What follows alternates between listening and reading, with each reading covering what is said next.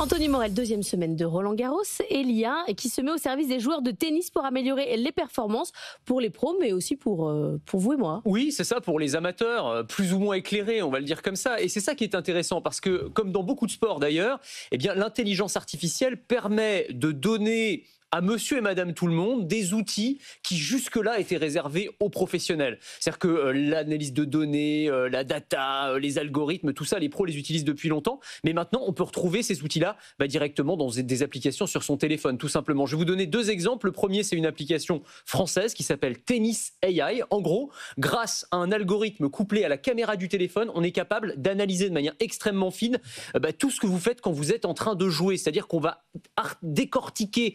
Corps. Oui, c'est ça. On va faire en fait une analyse biomécanique de voilà, la force de votre coup droit. Est-ce que vous avez un poignet assez relâché? Est-ce que la prise de raquette est bonne? Enfin, des choses comme ça, très détaillées.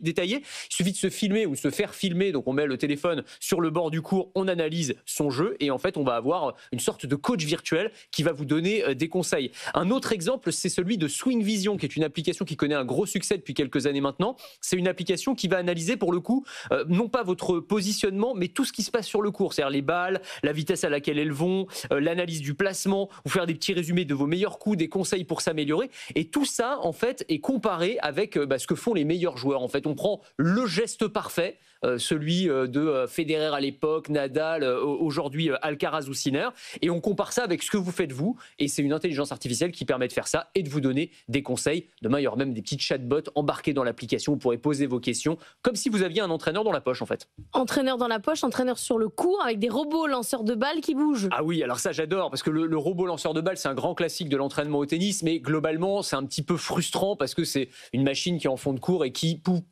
envoie la balle à intervalles réguliers au même endroit. Bon, il y a des modèles plus ou moins performants, mais là on commence à voir des nouvelles générations qui utilisent les avancées de la robotique, de l'intelligence artificielle, notamment le Tenix, qui est un robot lanceur de balles, un petit R2D2 comme ça, mais qui va se déplacer sur le court et qui va tourner à 360 degrés, qui va envoyer la balle, qui va faire des lobes, des tirs croisés. Enfin, c'est besoin d'avoir un ami. Oui, c'est ça. Il n'y a plus besoin d'avoir un ami. C'est triste. Mais enfin, voilà, ça remplace quasiment, pas tout à fait, mais quasiment un sparring partner. Et en tout cas, ça permet d'avoir plus de variété, de s'adapter aussi à mon jeu et donc de m'entraîner de manière beaucoup plus efficace qu'avec un robot lanceur de balles traditionnel. Donc là aussi, ça fait partie de ces avancées technologiques au service des joueurs de tennis. Pour les pros, il y a encore plus mieux. Oui, parce que les pros, ils ont toujours un coup d'avance, évidemment. Il ne s'agit pas seulement d'analyser son jeu a posteriori, comme on le fait avec les applications que je vous ai décrites. Ça va être même anticiper les prochains coups de l'adversaire. Alors, pas pendant le match, parce que pendant le match, c'est de la triche. Voilà, c'est de la triche. Mais à l'entraînement, c'est des chercheurs de l'université